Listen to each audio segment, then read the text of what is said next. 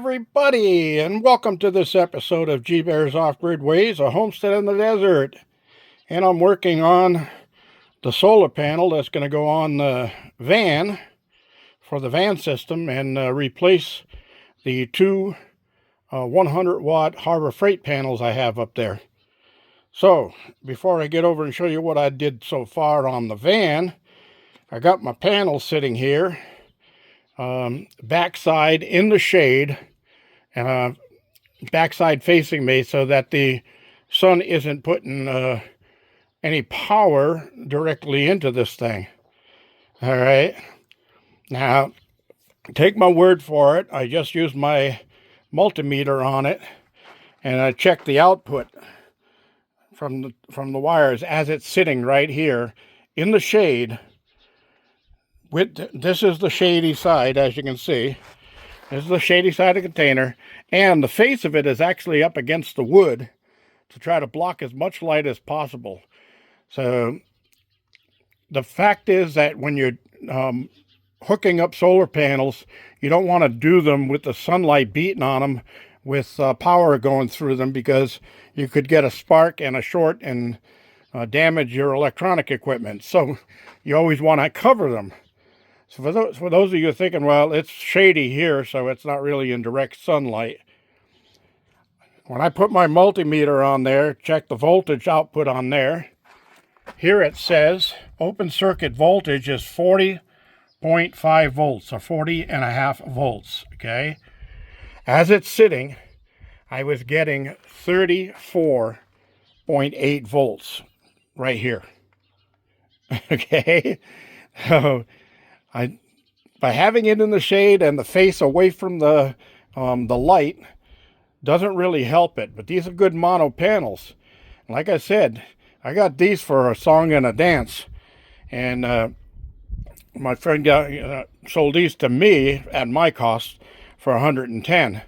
If I was going to sell them to somebody else, they'd be $200, because I have to make a profit on them, and I have to drive 5 hours round trip to pick them up. So, you know, there's my expenses have to be included. But the only thing that's wrong with these panels, and the reason that he gets them to sell so cheap, is that they're called blems, B-L-E-M-S. And blems means, you see the mark right there? See the marks right there? The little scratch in the white there? Okay, those are blems. There's nothing wrong with the panel. It puts out all the power it's supposed to put out. But a solar company won't sell these and install them on people's houses, because if those are noticed later and the panel fails, they're going to be called cheats and liars and selling junk and all that stuff, and they're used panels and whatever. All right? So they just don't do it. But I don't see any reason why not to use these things. And at the price, you know, I'm talking about 35 cents, 33 cents a watt. That's pretty darn cheap for me. So this is a 360 watt panel. It's going to be replacing two 100 watt panels that I had in series. I don't have any series or parallels to do with this. I'm just going to have one panel on the van now instead of having two. Okay? Now, this lengthways is exactly the width of my roof on my van. So that works out perfect going crossways across the van. And then this way on here, I have, 40 7/8, okay? So my old Harbor Freight panels went the long way on the van, and they were 36 inches. So I had to go up another 4 7/8 inches on these. So let's head over to the van and I'll show you what I did. Show you what I've been doing. All right. So You can see that one I've moved. You can see where the dirty spot is on the lip there. I'll clean that, of course, afterwards. But I moved that one right back to the little seam brace right there. I didn't want to go any further than that way. Now, to get the distance I need for the new panel, I have to move this one 2 inches this way. So I made a pencil mark right there where I've got to move it up to. And I've got it all loose and ready to move. Now the 2 Harbor Freight panels are just laying on the roof up there right now because they're still connected. So I added MC4 connectors to my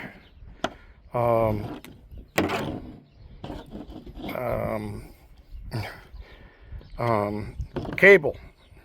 Lost my train of thought there. I was thinking of something else. Okay, now you see this one is the male and it has a red mark on it.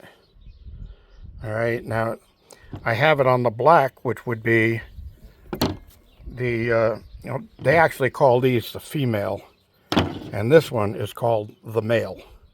The reason for it is inside of there it is a male post connector that fits inside of this one. Has a female post connector in it, so that male fits inside of the female in here. So you don't go by the plastic outer part, you go by what's inside of it. All right, so on this one I didn't have any red, so I just put yellow on there and marked it positive, so I know that that's the positive side, and black of course is negative. So on the panel, the female one that comes out of the panel is the positive, okay, and the male one is the negative coming out of the panel. So on this wire I have to reverse them to make my connection that goes inside. So when I get inside, this one, the black will go in the negative of my charge controller, and the white, or the one with the yellow band on it, will go into my positive side of the charge controller. So that will square me away. I'm all out of red shrink tube. I can't believe that happened to me, but hey, I did a lot of stuff here. So I can make do because it's just this one for the van. I know that black is negative, so the other one's going to have to be the positive.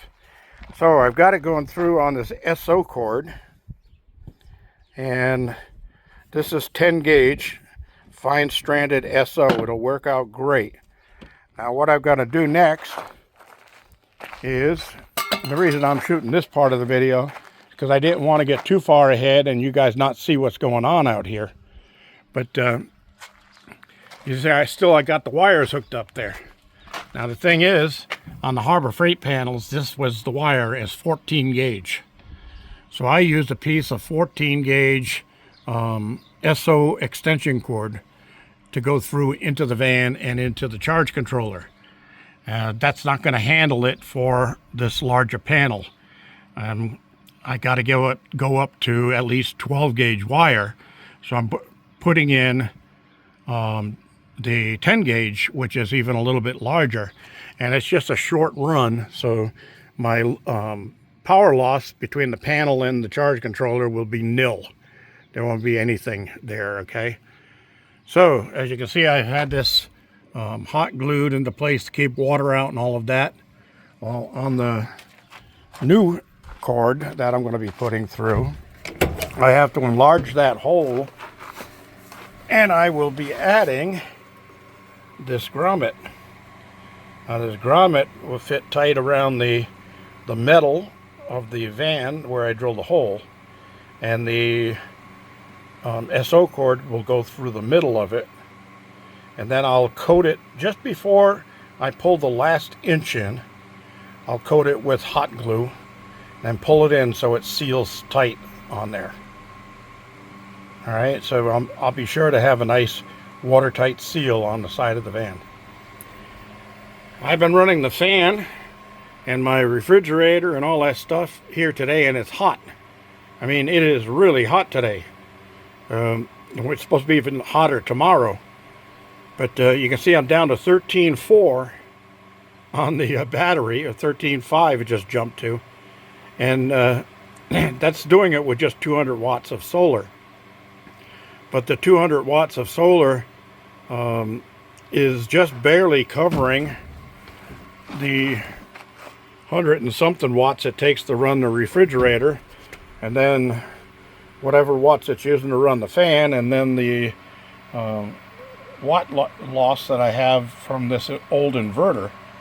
I have a new inverter ready to order, but I have to wait for my next Social Security check before I can do that, because when I order it, I want to order it on a cashback credit card, so I get a little bit back on it. Just a little smart move I'm doing.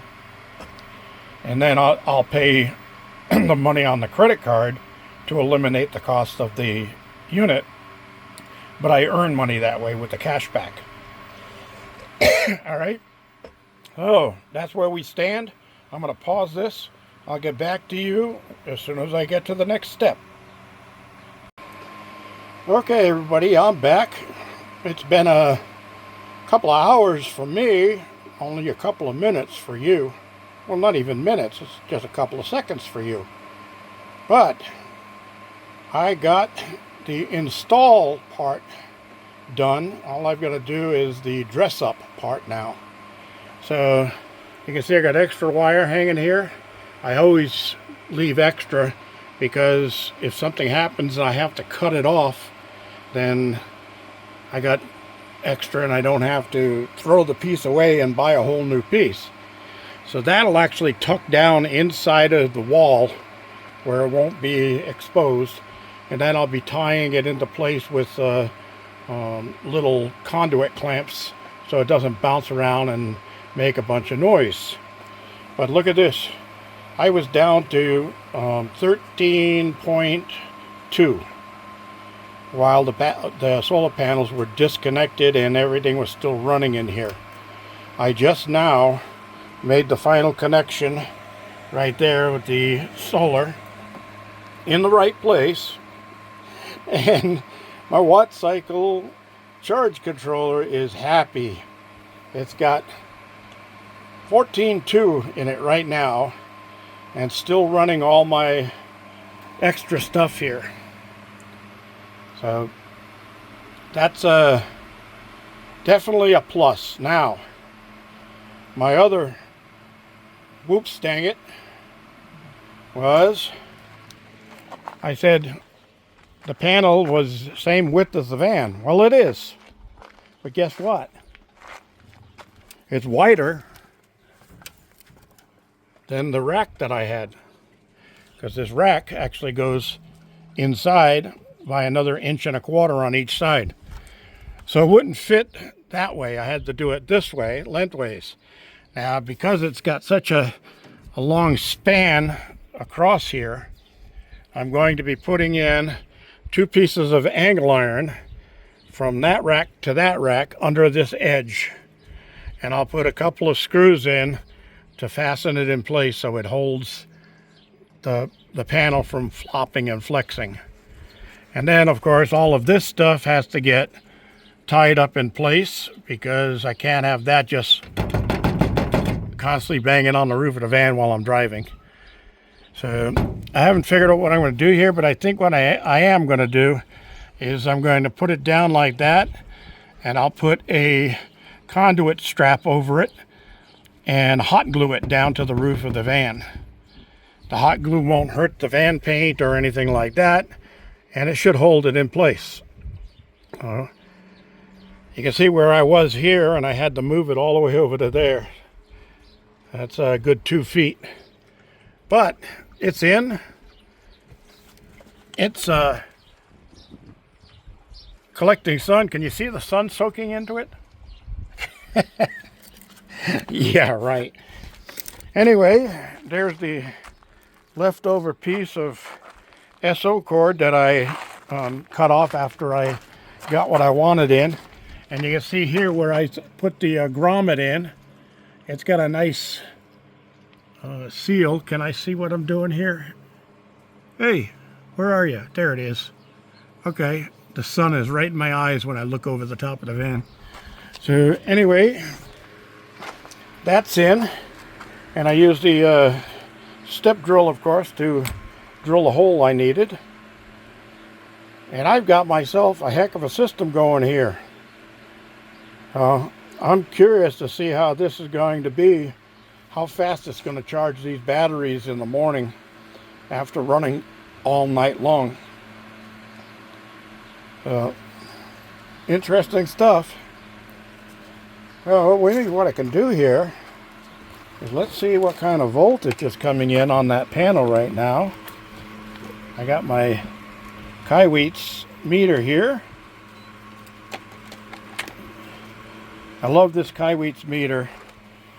You just turn it on, it goes to auto, and you don't have to worry about having it on the wrong setting. Okay, we got 3850 coming in right now. And that's probably just because of the angle of the sun right now. But that's close to 39 or 40 is the open circuit. So that's about right. 38. 38 and a half, 39 is what I should be seeing. So that's definitely an upgrade in this system. Come on, shut off. There we go. I'll be cleaning all this stuff up here in a minute. But pretty nice, huh? And what I'm going to use for the angle irons along the sides of the panel to make sure I get support is every time I'm out in the desert and I see one of these bed frames, I always pick it up. And I'm hoping that these two pieces right here are the right length. If they're the right length, I'll just grind off the rivets on the ends, take those brackets off, and I save those for other things down the line. And then I'll put 2 braces across. It looks like they probably will be the right length. I'll let you know on that. I'm going to measure them up as soon as I cut this video off. So that's it, everybody, for today. Got my panel up. Yeah, I see a little sag in the panel from the weight. But that shouldn't be too much of a big deal. But because I drive on such bumpy roads, I want to make sure I got a good support on it. I thought about just making a little leg with a little rubber stop on the bottom and drill a hole in the center, put a nut on the top, and lock it into place. Oh, I got quite a few pigeons coming today. Anyway, that's my story. I got to get my tools cleaned up here, get things put away. I just fed the dogs. They're still finishing up at the table here. Cloudy day and limpy. That's it. Right, girl? Oh, and there's Susie Q came to get some. All right. I told you about that scratching. Let me see your eyes. Clean those boogers out of your eyes. You guys get a lot of boogers in your eyes. All right. So that's it. Dog's inside have eaten, but I got to go make sure they got water. So I'm going to close this off. I want to thank y'all for joining me. Questions and comments below. Don't forget to subscribe, give me a thumbs up, share. This is G Bear signing off.